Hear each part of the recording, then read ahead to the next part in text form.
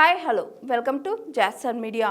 బాహుబలిలో దేవసేన రోల్ను రిజెక్ట్ చేసిన star heroine ఆ ఒక్క కారణంతోనే తెలుగు సినిమా ఘనతను ప్రపంచానికి చాటి చెప్పిన సినిమా బాహుబలి.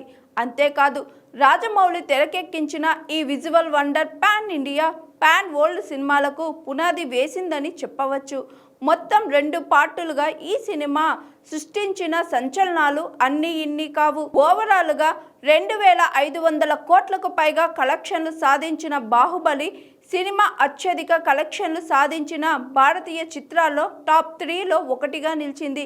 ఈ విజువల్ వండర్లో ప్రభాస్తో పాటు అనుష్క, దగ్గుబాటి రానా, తమన్నా, నాజర్, రమ్యకృష్ణ, సత్యరాజ్, సుబ్బరాజ్, తనికెల బర్ని, అడవి శేష్, ప్రభాకర్, చలపతి రావ్, జాన్ కోకన్, చివరికి రాజమౌళి కూడా ఓ పాత్రలో కనిపిస్తారు. అయితే ఈ సినిమాలో ప్రభాస్కు ఎక్కువగా స్క్రీన్ స్పేస్ దొరికిందని చెప్పవచ్చు.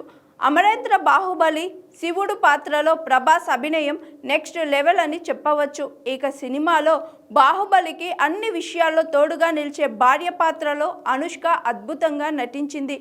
దేవసేన పాత్రలో ఆమె చూపించిన రాజసం విమర్శకుల ప్రశంసలు పొందింది. అయితే నిజానికి రాజమౌళి దేవసేన పాత్ర కోసం మొదట అనుష్కను అనుకోలేదట. లేడీ సూపర్ స్టార్ నయనతారను దృష్టిలో పెట్టుకొని రాసుకున్నారట. అయితే నయనతార తిరస్కరించిన తరువాత అనుష్క వద్దకు బాహుబలి ఆఫర్ వచ్చిందట. బాహుబలి లాంటి పెద్ద సినిమాలో నయనతార నటించకపోవడానికి ప్రధాన కారణం డేట్స్. ఈ పాన్ ఇండియా మూవీ సుమారు 4 ఏళ్ల పాటు షూటింగ్ జరుపుకుంది. దీంతో అన్నేళ్ల పాటు డేట్స్ ఇవ్వలేకపోయింది నయనతార.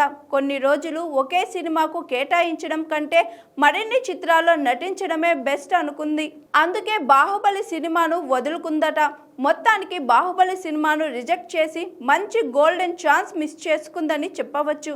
అదే సమయంలో అనుష్క వెంటనే ఈ పాత్రకు ఓకే చెప్పి పాన్ ఇండియా లెవెల్లో గుర్తింపు తెచ్చుకుంది.